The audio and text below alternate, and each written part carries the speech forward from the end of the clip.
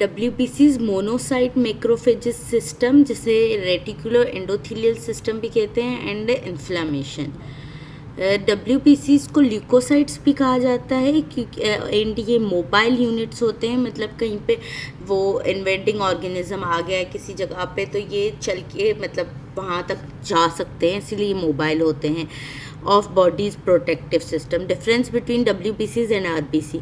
WBCs nucleated होते हैं, large इनकी साइज़ होती है, इनके अंदर कोई हीमोग्लोबिन नहीं होता, बल्कि जबकि RBCs नॉन न्यूक्लिएटेड होते हैं, इनकी स्मॉल साइज़ होती है, इनके अंदर हीमोग्लोबिन होता है, एंड WBCs का काउंट लेस होता है, RBCs ज़्यादा होते हैं बॉडी में। लाइफ स्पेन भी WBCs का शॉर्ट होता है और RBCs का लॉन्ग होता है, और डिफेंसिव फंक्शन होता है WBCs का, इनका कोई बफर फंक्शन नहीं होता। In do not form bile pigment on breakdown, ये ब्रेकडाउन पे बाइल पिगमेंट यानी बिलीरुबिन नहीं बनाते, और इनका RBCs का फंक्शन होता है कैरी रेस्पिरेटरी गैसेस, और इनका बफर फंक्शन होता है ये बाइल पिगमेंट बनाते हैं ऑन ब्रेकडाउन। ये इनके डिफरेंसेस हैं। Types of WBCs। ग्रेन्युलोसाइट्स और पॉलीमॉर्फोन्यूक्लियर न्यूट्रोफिल्स, ये तीनों ग्रेन्युलोसाइट्स हैं, ये 4 एक ग्रेन्युलोसाइट्स हैं। तो पॉलीमॉर्फोन्यूक्लियर न्यूट्रोफिल 62% होते हैं RBCs में, WBCs में। पॉलीमॉर्फोन्यूक्लियर इजिनोफिल्स 2% होते हैं, पॉलीमॉर्फोन्यूक्लियर बेजोफिल्स 0.4% होते हैं, और एक ग्रेन्युलोसाइट्स में मोनोसाइट 5% होते हैं, लिम्फोसाइट 30% होते हैं, एंड प्लाज्मा सेल्स होते हैं मेगा कैरियोसाइट, जो आगे चल के प्लेटिलेट्स बनाते हैं। Normal count of WBCs average 7000 पर mm³ ऑफ ब्लड में होते हैं, एंड रेंज इनकी 4000 to 10,000 होती है। प्लेटलेट 3 लाख पर mm³ ऑफ ब्लड होते हैं, 3 लाख होते हैं। Life span of WBCs। Granulocytes जो हैं यानी कि न्यूट्रोफिल्स, बेजोफिल्स एंड इजिनोफिल्स, वो 4 से 8 घंटे सर्कुलेशन में रहते हैं और 4 से 5 दिन टिश्यूज़ में रहते हैं। इनका लाइफ स्पेन इतना ही है। Monocyte short transit time in circulation में थोड़ा टाइम रहते हैं। ये टिश्यू में इंटर होते ही ये स्वेल अप हो जाते हैं और मैक्रोफेजेस बन जाते हैं। लिव फॉर मंथ और ईयर। टिश्यूज़ में बहुत टाइम ये रह सकते हैं जब तक ये इतने इन्वेडर्स को किल ना कर दें, बहुत सारे इन्वेडर्स को, तब तक ही नहीं मरते। फ्यू आवर्स इन लिम्फोसाइट्स जो हैं वो कुछ घंटे सर्कुलेशन में रहते हैं, एंड 100 to 300 डेज टिश्यूज़ में रह सकते हैं ये लिम्फोसाइट्स। एंड प्लेटिलेट्स की लाइफ स्पेन होता है 10 days. Functions of WBCs। Neutrophils phagocytized bacteria को इंजेस्ट करता है। Eosinophil detoxify parasite and allergic substances को। Basophils cause allergy.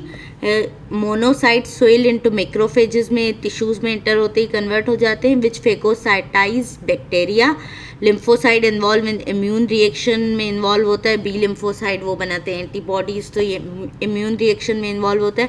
Plasma cell provide antibodies that kill disease causing organism and toxins. Platelet cause blood clotting करवाते हैं platelets.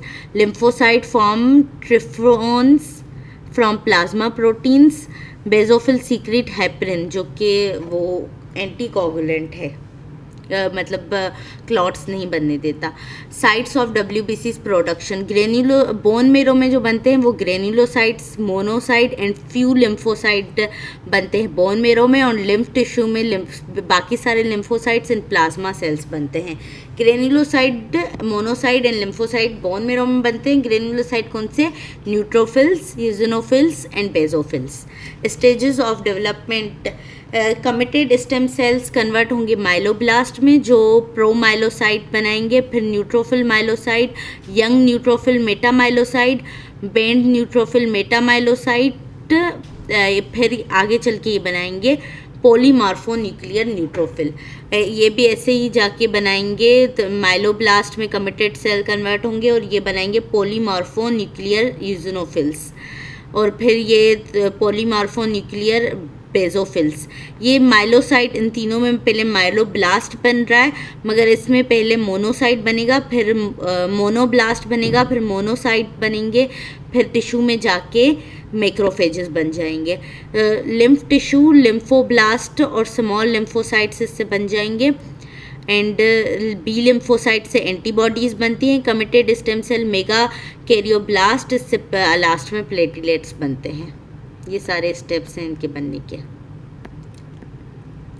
Inflammation कहीं पे भी होती है तो मैक्रोफेजेस, जो एक्टिवेट मैक्रोफेजेस होते हैं वो TNF, interleukin 1, granulocyte monocyte colony stimulating factor, granulocyte colony stimulating factor और monocyte colony stimulating factor release करते हैं, जो कि बोन मेरो में जाके, ये तीनों तो बोन मेरो में जाके ग्रेनुलोसाइड एंड मोनोसाइट की प्रोडक्शन इंक्रीज करते हैं। और जो TNF है और इंटरल्यूकिन 1 है वो endothelial cells, fibroblast and lymphocytes से रिलीज करवाते हैं। ये तीनों factors, granulocyte monocyte colony stimulating factor, granulocyte colony stimulating factor and monocyte colony stimulating factor, ये तीनों यहाँ से भी रिलीज होते हैं और यहाँ से भी रिलीज होते हैं और जाके बोन मेरो में जाके ग्रेनुलोसाइड एंड मोनोसाइट की प्रोडक्शन इंक्रीज करवाते हैं।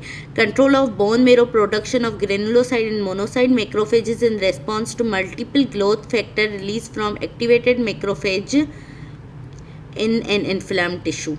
Each of adrenocorticotropic hormone and cortisol on WBCs, ये करवाते हैं decrease number of lymphocyte, lymphocytopenia यानी लिम्फोसाइट का number decrease number of eosinophils यानी इजिनोपिनिया। ये दोनों हार्मोन्स WBCs का नंबर, लिम्फोसाइट और इजिनोफिल का नंबर डिक्रीज करवाते हैं। Why neutrophil are mature and monocyte immature, क्योंकि न्यूट्रोफिल्स जो होते हैं ना वो ब्लड में ही वो मेच्योर हो जाते हैं, वहीं पे किल करते हैं, सर्कुलेशन में पढ़ लेते हैं। Neutrophils can attack and destroy disease causing organism and toxin even when they are in circulation, so they are mature cells। मगर ये जो मोनोसाइट होते हैं वो जाके टिश्यू में जाके मैक्रोफेज बनते हैं, फिर किल करते हैं। On the other hand monocyte have little ability to attack and destroy disease causing organism and toxin in circulating blood. They enter tissue and swell or mature into macrophages which can attack and destroy disease causing organism and toxins. So monocyte are immature, इसीलिए इन्हें mature और immature कहा जाता है। Properties of neutrophil and monocyte macrophages। Chemotaxis वो property है जिससे वो movement of neutrophil and macrophages toward और अवे फ्रॉम कीमोटैक्टिक सब्सटेंस, एक सब्सटेंस होता है जो उनको अपनी तरफ खींचता है, इसका कीमोटैक्टिक मूवमेंट कीमोटैक्सिस। कीमोटैक्टिक सब्सटेंस कौन कौन से हैं? बैक्टीरियल टॉक्सिन्स होते हैं, बैक्टीरिया जो रिलीज करता है। Degenerative product of inflamed tissue, किसी टिश्यू में इन्फ्लेमेशन हुई है तो उसमें सिर्फ कुछ प्रोडक्ट्स निकलते हैं, वो भी कीमोटैक्टिक सब्सटेंस के तौर पे काम कर सकते हैं। Reaction products of complement system के कुछ प्रोडक्ट्स होते हैं। Reaction product of plasma clotting in inflamed area, plasma clotting के भी कुछ प्रोडक्ट होते हैं जो कीमोटैक्टिक सब्सटेंस की तरह बिहेव करते हैं। Migration, sticking of neutrophils and monocyte at capillary wall is called migration. Neutrophil और मोनोसाइट जाके कैपिलरी वाल के साथ स्टिक हो जाते हैं, ऐसे कहते हैं माइग्रेशन। ये माइग्रेट करके वहाँ तक जा रहे हैं। It occur due to their large size and natural stickiness. Diapedesis वो है, मतलब कैपिलरी है, उसके बीच में जो सेल्स के बीच में स्पेस होता है, यहाँ से सेल गुजर सकता है। Squeezing of neutrophil and monocyte through pores in the capillary wall is called diapedesis. Squeeze होके गुजरना उसका दो एंडोथेलियल सेल्स, कैपिलरी वाल के दो एंडोथेलियल सेल्स के बीच में से। Amoeboid movement, neutrophil and macrophages move through tissue through amoeboid movement motion, amoeboid motion के थ्रू ये मूव करते हैं। Phagocytosis, process by which neutrophil and macrophages engulf and destroy disease causing organism and toxin is called phagocytosis.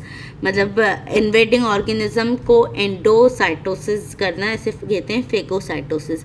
A neutrophil can phagocytize 5 to 20 bacteria, ये phagocytize कर सकता है, और macrophage कर सकता है 100 बैक्टीरिया। तो इसकी मतलब एबिलिटी ज़्यादा है इस न्यूट्रोफिल से, बिकॉज ये देर से एक्टिव हो रहा है, मेच्योर आहिस्ता आहिस्ता मेच्योर हो रहा है, इसकी वजह से। Bactericidal property, neutrophil and macrophages contain abundant lysosome and peroxisome इनके अंदर होते हैं, which kill and digest bacteria. Lysosome digest करता है और पेरोक्सोसोम किल करता है।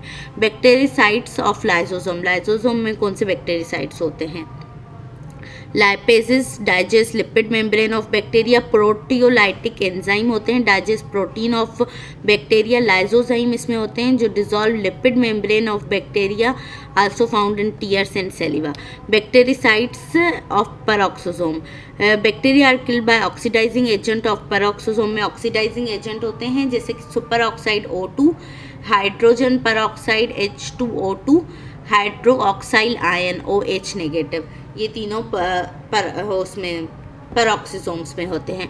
Opsonization, some product of complement system called opsonins cover bacterial and make them delicious and susceptible and to phagocytosis. This process is called opsonization. मतलब ये कुछ products होते हैं कॉम्प्लीमेंट सिस्टम के जो बैक्टीरिया कवर कर लेते हैं, उन्हें डिलीशियस बना देते हैं फेगोसोम्स के लिए। मतलब जो ऑर्गेनिज्म न्यूट्रोफिल और मैक्रोफेजेस जो उन्हें फेगोसाइटाइज करते हैं उनके लिए डिलीशियस बना देते हैं ताकि वो उनके पास जाएं और उन्हें फेगोसाइटाइज कर दें। वाई फेगोसाइटोसिस इज सिलेक्टिव, ये इसीलिए सिलेक्टिव होती है क्योंकि ताकि बॉडी मतलब जो बॉडी के जो मैक्रोफेजेस हैं वो बॉडी के अपने टिश्यूज़ को ना खा लें, उनको ना इनगल्फ कर लें, इसीलिए ये सिलेक्टिव होती है कि बाहर के इन्वेडर को ही किल करना है। For a substance to be phagocytized its surface should be rough, because body के जो अपने टिश्यूज़ होते हैं या अपनी चीज़ें होती हैं उनकी सरफेस स्मूथ होती है, तो ये एक चीज़ है जिससे पहचान सकते हैं उनकी रफ होगी। बॉडी के अपने टिश्यूज़ पे प्रोटेक्टिव प्रोटीन कोट होता है मगर इन्वेडर पे नहीं होगा, इससे पहचान लेंगे। It should have electropositive charge, इन पे इलेक्ट्रोपॉजिटिव चार्ज होनी चाहिए। Human body has specific means to recognise foreign organisms को पहचानने के लिए बहुत सारी चीज़ें होती हैं। Functions of macrophages in relation to immune system, macrophages in lymph tissue ingest and digest disease causing organism and toxins and pass antigen. Macrophages जो लिम्फ नोड में होते हैं, लिम्फ टिश्यूज़ में, वो इंजेस्ट कर लेते हैं माइक्रो डिजीज़ काजिंग ऑर्गेनिज्म को और उनके एंटीजन लाके वो दिखाते हैं लिम्फोसाइट्स को, बी लिम्फोसाइट्स को, ताकि वो एंटीबॉडीज़ प्रोड्यूस करे against these antigens. Some products of sensitized T lymphocyte cause macrophages to migrate into inflamed tissue to combat infection. इनके कुछ प्रोडक्ट्स होते हैं जो कि T lymphocyte cause macrophage to migrate.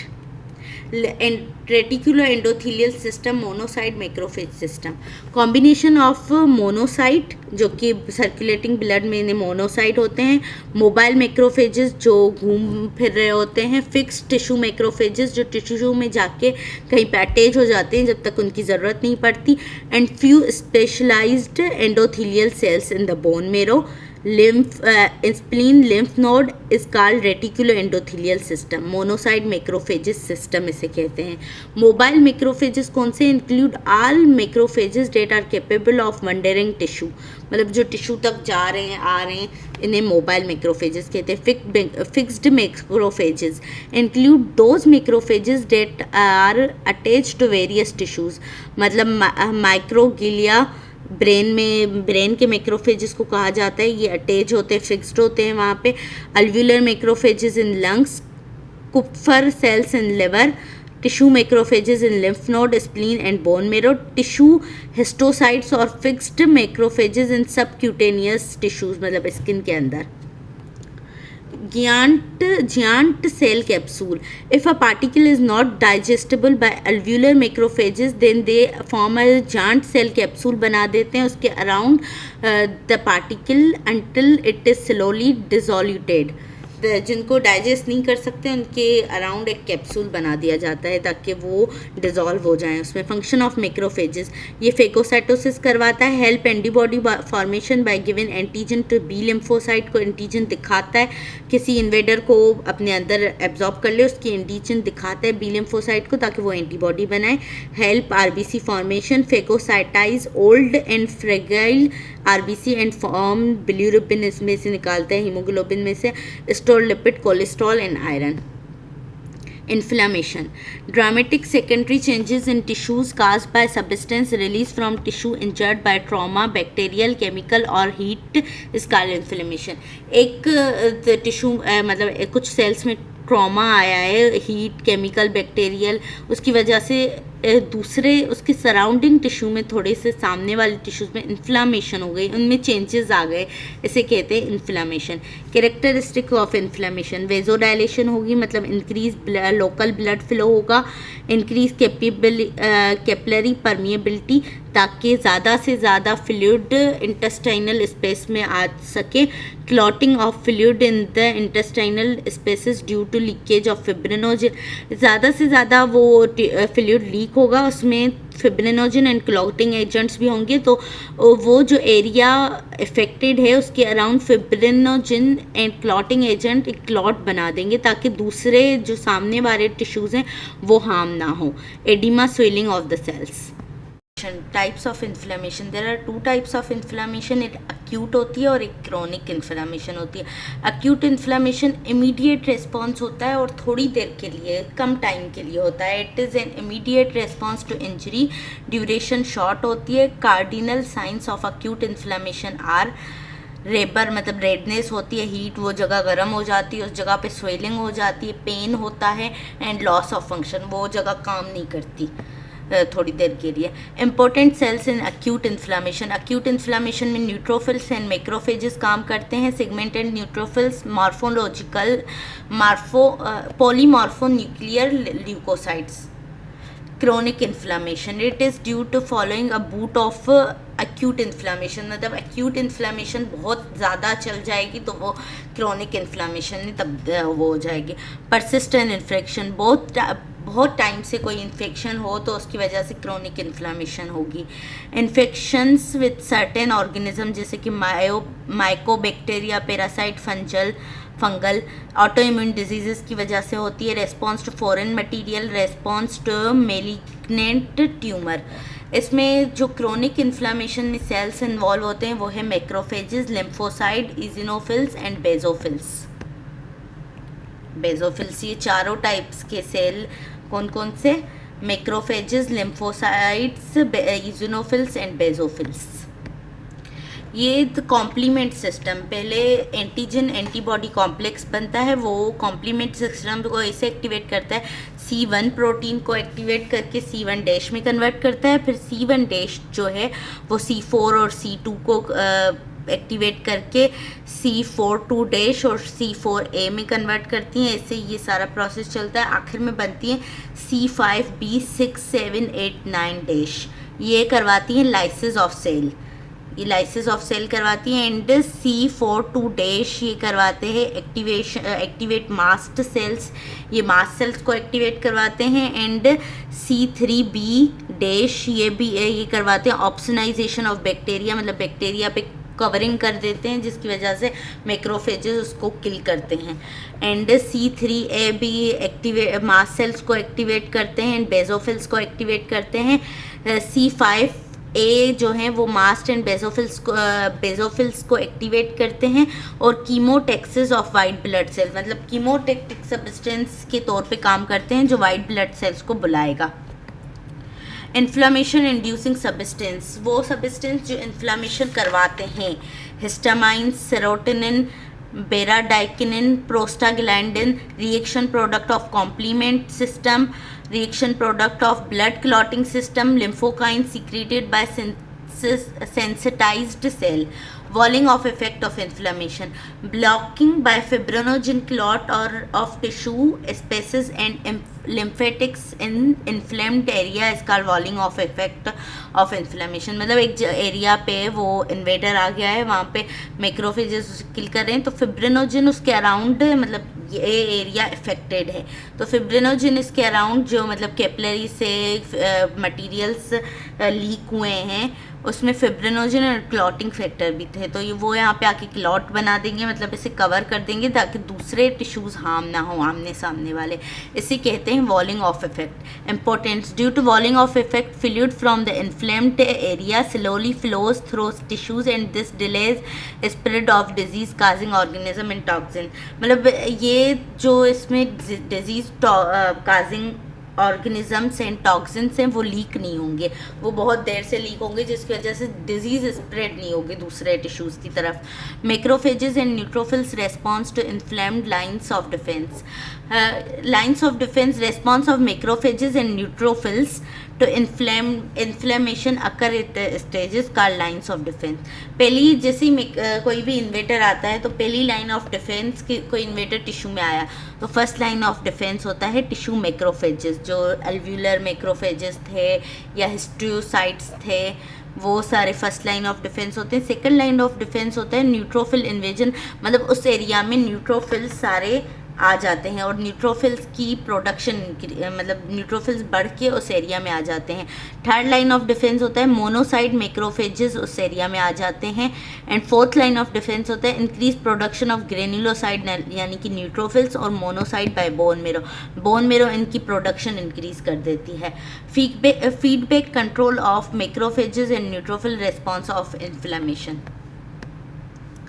5 factor plays dominant role in feedback control of macrophages and neutrophil response to inflammation. मतलब 5 factor release होते हैं जो कि इनको बढ़ाते हैं, इन दोनों की प्रोडक्शन को. एक टिश्यू या tumour necrosis factor TNF, interleukin 1, granulocyte monocyte colony stimulating factor, granulocyte colony stimulating factor, monocyte colony stimulating factor, ये तो तीनों जाके बोन मेरो में इनकी प्रोडक्शन बढ़ा देते हैं. बस mixture of dead neutrophils, dead macrophages, मतलब जो रिएक्शन, मतलब मैक्रोफेजेस और न्यूट्रोफिल आए, उन्होंने इन्वेडर या फॉरेन पार्टिकल को किल किया, वो सारा रिएक्शन हो गया, उसके बाद उस एरिया से पस निकलती है जिसमें dead neutrophils, dead macrophages and necrotic tissue in cavity, inflamed tissue होते हैं, इसे कहते हैं पस, इन सब के मिक्सचर को. Neutrophilia. Increase number of neutrophil इसका न्यूट्रोफिलिया. न्यूट्रोफिल का नंबर इंक्रीज हो जाएगा तो इसे कहेंगे न्यूट्रोफिलिया. Causing factors. क्यों न्यूट्रोफिल का नंबर बॉडी में इंक्रीज होता है? Any factor that cause tissue destruction will cause neutrophilia. कोई भी फैक्टर जो टिश्यू डिस्ट्रक्शन करवा रहा है, हार्म कर रहा है, उनकी वजह से न्यूट्रोफिल का नंबर इंक्रीज होता है, और ये फैक्टर हैं जिनकी वजह से ये होता है. इन्फ्लेमेशन की वजह से, एक्सट्रीम फटीग की वजह से, एक्यूट हेमरेज की, poisoning, operative procedures, injection of foreign protein की वजह से न्यूट्रोफिल का नंबर इंक्रीज होता है, और ये पैथोलॉजिकल इंक्रीज है. Physiological neutrophilia. Neutrophilia seen after hard exercise और आफ्टर नॉन एपिनेफ्रीन इंजेक्शन के बाद जो न्यूट्रोफिल का नंबर इंक्रीज होता है उसे फिजियोलॉजिकल न्यूट्रोफिलिया कहते हैं. Causes. Both condition increase blood flow इनकी वजह से इंक्रीज होता है ताकि उस एरिया तक ज़्यादा से ज़्यादा न्यूट्रोफिल पहुंच सकें. डिटेचेस माइग्रेटेड न्यूट्रोफिल्स, ताकि ज़्यादा से ज़्यादा न्यूट्रोफिल्स जा सकें. Functions of eosinophils. ये वीक मैक्रोफेज फेगोसाइटोसिस करते हैं. इन पैरासाइटिक इन्फेक्शन, ये दो तरह के उसमें इंक्रीज हो जाते हैं. एक पैरासाइटिक इन्फेक्शन में इंक्रीज होते हैं और दूसरे वो एलर्जिक रिएक्शन में. Parasitic infection they attach to parasites and kill them by releasing hydrolytic enzyme, highly reactive product of O2 which are lethal, मतलब dangerous जो के होते हैं. highly larvicidal polypeptide called major basic protein. ये तीनों चीज़ें ये रिलीज़ करते हैं जिसकी वजह से ये पैरासाइट को किल कर देते हैं। इन एलर्जिक रिएक्शन ये mast cell and basophil secrete eosinophil chemotactic factor. Mast cell और बेसोफिल्स एक फैक्टर रिलीज़ करते हैं इजोनोफिल कीमोटैक्टिक, जो इजोनोफिल को अपनी तरफ बुलाता है। Cause eosinophil migration to inflamed allergic tissue, उसकी तरफ आते हैं। कीमोटैक्टिक सब्सटेंस है ये। Eosinophil detoxifies some inflammation-inducing substance released by mast cell and basophils. इन्हें तो डिटॉक्सीफाई करता है हेपरिन और एस्टामाइन को। Functions of basophils on the cell membrane of mast cell और बेसोफिल्स की जो सेल मेम्ब्रेन होती है उस पर अटैच होती है IgE antibody. Letter when specific antigen react with, कोई एंटीजन आके IgE एंटीबॉडीज़ के साथ रिएक्ट करती है तो एंटीजन एंटीबॉडी कॉम्प्लेक्स बनता है जो कि रप्चर करता है बेसोफिल एंड मास्ट सेल्स को रप्चर करता है एंड दे रिलीज हिस्टामाइन। इन दोनों के अंदर जो सब्सटेंस होते हैं जैसे कि histamine, serotonin, bradykinin, heparin and many lysosomal enzymes, ये सारे रिलीज होते हैं और एलर्जी काज करते हैं। Leukopenia, agranulocytosis, it is a clinical condition in which bone marrow stop producing leukocytes. मतलब WBCs की प्रोडक्शन बंद हो जाती है बोन मेरो में। ल्यूकोपीनिया मतलब WBCs की डिक्रीज होना, decrease in WBCs, leaving the body unprotected against diseases causing organism and toxin. जैसे इनकी प्रोडक्शन स्टॉप होगी तो डिजीज काजिंग ऑर्गेनिज्म के लिए कोई प्रोटेक्टिव मैकेनिज्म ख़त्म हो जाएगा, जैसे कि न्यूट्रोफिल्स, मैक्रोसाइट्स उन्हें किल कर रहे थे, काजिंग फैक्टर्स। ये बोन मेरो एप्लेक्सिया जो कि बोन मेरो स्टॉप करता है, बोन मेरो ख़राब हो जाता है, वो किन वजूहात की वजह से होता है? एक एक्सरे की वजह से, एक्सरे में जो रेज पड़ती हैं उनकी वजह से, ड्रग्स और केमिकल कंटेनिंग बेंजीन और एंथ्रासीन न्यूक्लिया, कॉमन ड्रग्स जैसे क्लोरम, फेनिकोल, ये सारी ड्रग्स हैं जिनकी वजह से बोन मेरो काम नहीं करता सही तरह से। Leukaemias, increase number of abnormal leukocytes. इसमें ल्यूकोसाइट मतलब WBCs का नंबर इंक्रीज होता है मगर नॉर्मल WBCs का नंबर इंक्रीज नहीं होता। एबनॉर्मल WBCs का नंबर सर्कुलेटिंग ब्लड में इंक्रीज होता है due to cancerous mutation of myelogenous और लिम्फोजीनियस सेल्स। माइलोजीनियस कौन से? जिनमें से ग्रेनुलोसाइट्स बन रहे थे एंड ग्रेनुलोसाइट बन रहे थे, और लिम्फोजीनियस जिसमें से लिम्फोसाइट्स बन रहे थे। टाइप्स, लिम्फोजीनियस ल्यूकीमिया, ये कौन सा होता है? Due to cancerous production of lymphoid cells जैसे कि lymphocyte, T lymphocyte, B lymphocyte in lymph node in other lymph tissues. And दूसरी तरह का, दो तरह की ये ल्यूकीमिया है, एक लिम्फोजीनियस जिसमें लिम्फोसाइट्स की प्रोडक्शन बढ़ जाती है, abnormal, and myelogenous leukaemia due to cancerous production of young myelogenous cells in bone marrow. Myelogenous sales में से आगे चल के कौन से बनते हैं? न्यूट्रोफिलिक ल्यूकीमिया, इनमें से ये सारे ल्यूकीमिया होते हैं। इजिनोफिल ल्यूकीमिया, बेसोफिलिक ल्यूकीमिया और मोनोसाइटिक ल्यूकीमिया, क्योंकि माइलोजीनियस सेल से ये आके जाके बनने हैं। Effect of leukaemia on the body, metastatic growth of leukaemic cells in other areas of the body. सारे बॉडी में ल्यूकेमिक सेल्स मतलब एबनॉर्मल WBCs ज़्यादा से ज़्यादा बनना शुरू हो जाएंगे। Leukaemic cells from bone marrow invade surrounding bone causing pain and easy fracture. ये एबनॉर्मल WBCs दूसरी जगह पे सराउंडिंग बोन में आ जाएंगे और पेन और फ्रैक्चर काज कर सकते हैं easily. Leukaemic cells utilise metabolic element of other tissues causing their destruction. मतलब दूसरे सेल्स के मेटाबॉलिक एलिमेंट्स होते हैं वो भी ये यूज़ कर लेते हैं, इनकी प्रोडक्शन बढ़ जाती है जिसकी वजह से दूसरे टिश्यूज़ ख़राब होना शुरू हो जाते हैं। Leukaemic cells utilise excessively metabolic substrate, thus leukaemic cells grow, other tissues are debilitated. मतलब ये दूसरे सेल्स की एनर्जी वाले प्रोडक्ट्स भी खुद यूज़ कर लेते हैं और अपनी प्रोडक्शन बहुत ज़्यादा बढ़ा लेते हैं और दूसरे सेल्स को उतनी एनर्जी नहीं मिल पाती और वो मतलब ख़राब होना शुरू हो जाते हैं, वो टूट जाते हैं। Leukaemic patients are more prone to infection because ये एबनॉर्मल WBCs इंक्रीज़ हुए हैं, नॉर्मल नहीं। इसी वजह से decrease of normal WBCs decrease हो गए हैं। एनीमिया, ल्यूकीमिया में क्या होता है कि एबनॉर्मल WBCs इंक्रीज़ कर जाते हैं, RBCs डिक्रीज़ कर जाते हैं एंड प्लेटिलेट आल्सो डिक्रीज़। तो एनीमिया होता है decrease WBCs, decrease RBCs and bleeding tendency due to thrombocytopenia. Platelet decrease कर गए हैं, इसी वजह से थ्रोम्बोसाइटोपिनिया हो गया है, ब्लीडिंग टेंडेंसी इंक्रीज हो गई है। Leucocytosis, increase number of normal leucocytes. Leukaemia होता है कि एबनॉर्मल WBCs इंक्रीज़ कर जाएं। अगर नॉर्मल WBCs अपने नॉर्मल रेंज से ज़्यादा इंक्रीज़ कर जाएं तो उसे ल्यूकोसाइटोसिस कहते हैं। Increase number of normal leucocytes in circulation is called leukocytosis.